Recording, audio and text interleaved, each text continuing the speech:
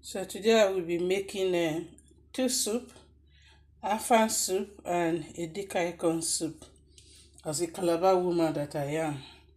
So in the pot here I have meat sauce with oil and dry pepper. I use Cameroon pepper, dry one, because I like the flavor in soup.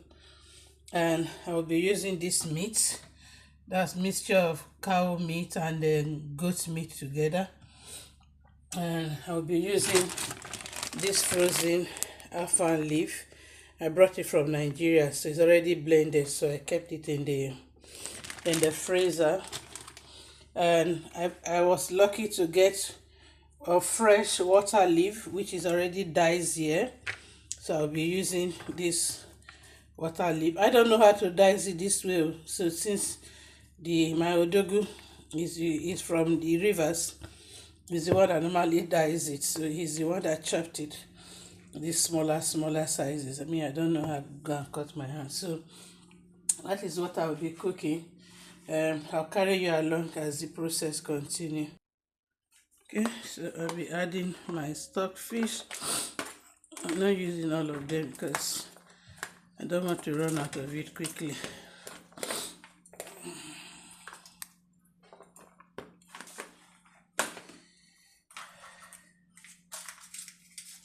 Add my mango cubes.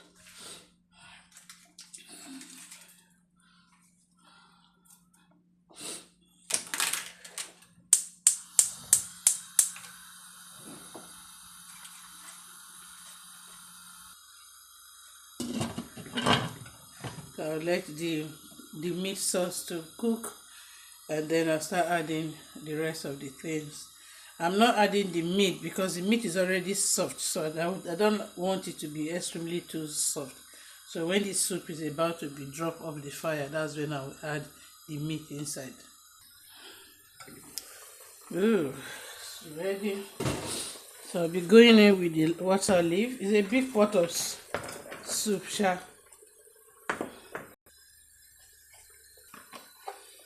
So I'm adding the water leaf now.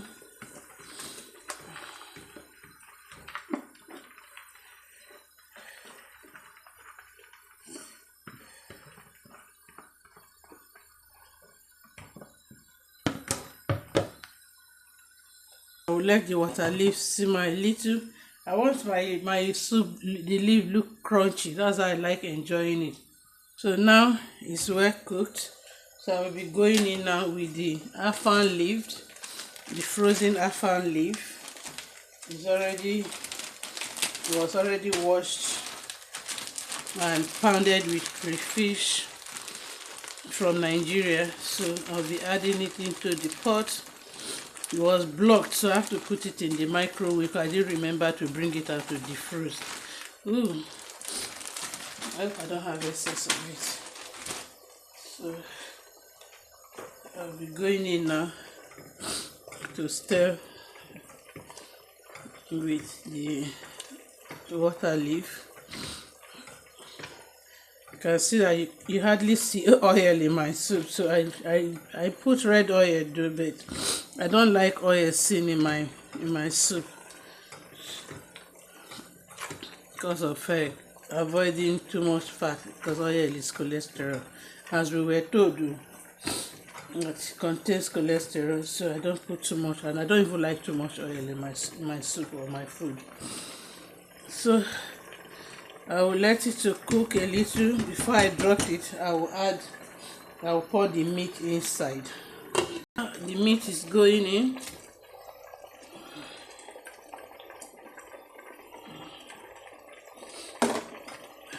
Because I don't want it too cooked.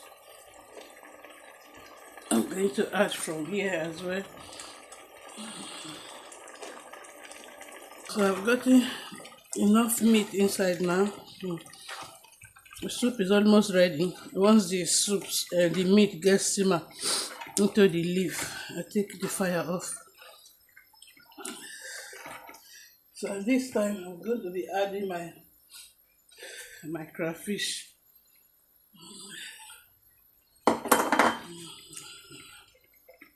And then stir everything together. Allow it to simmer. When I was barely young, I was still a teenager then. I was preparing soup. My mom was not around. She traveled for business. And then I tested the soup. My senior brother beat me. Meanwhile, this person when beat me does not know how to cook. And the reason why he beat me up was that I don't need to test the soup, that I'm putting saliva back into the pot. And it wasn't true. But then, since that time till today, that was over 30 years ago, I don't test my soup. So I just gauge everything I'm putting inside my food based on the quantity. And it always come out very well, very, very well. I can't remember ever cooking to having too much of spices or too much of pepper or too much of mangi or too much of salt in my food. It just come out very, very nice. And at another time, I was cooking and after breaking the mangi, I was rinsing my hand inside the soup. And my first son, then he was still younger, he came to the kitchen, he saw me and he screamed, "Mommy, you are washing your hand inside soup." I was so embarrassed. So I'm letting it to cook. I was so embarrassed that day. Like, if I were to have a visitor, I'm sure the visitor would not like to test my food. And so since that date till now, I don't wash my hand again after emptying the mangi, squeezing the mangi into my food. Or it's either I use the wrapper of the mangi to squeeze it in. And if I must use my hand, I don't risk my hand because of those two incidents. I don't know if you also experience similar thing that I like myself. Yeah, our soup is ready. Just like I mentioned, my soup does not spend plus or minus 10 minutes on fire, because when you are eating, you're still going to be microwaving to eat. So if it's not fully cooked the way you want it, as at that time it will be cooked. But I like eating it crunchy, so that's how I like to eat my food. So soup is ready. So as it is now, normally I bail it into this kind of sizable bowls and keep. So I already have two soup in the freezer. I have okra soup, I have banga soup. Now I have I've also made edikaikon. So this is edikaikon. I have edikaikon. This is about 3 bowls of this that I have made, and then the alpha. So I will be having 4 soup in the fridge. So every day you pick a bowl to eat, it just means that you are eating a fresh soup every other day. So you are not repeating the same soup over and over and over again. So my alpha soup is already. I won't bail it now because my odogu refused to eat the plantain pizza. He's a village man, like I was saying. Any food he see dies things, he doesn't eat. So I'm sure odogu, if you don't give odogu swallow today, it will be like say they punish him. So I will leave it in the pot after we have eaten.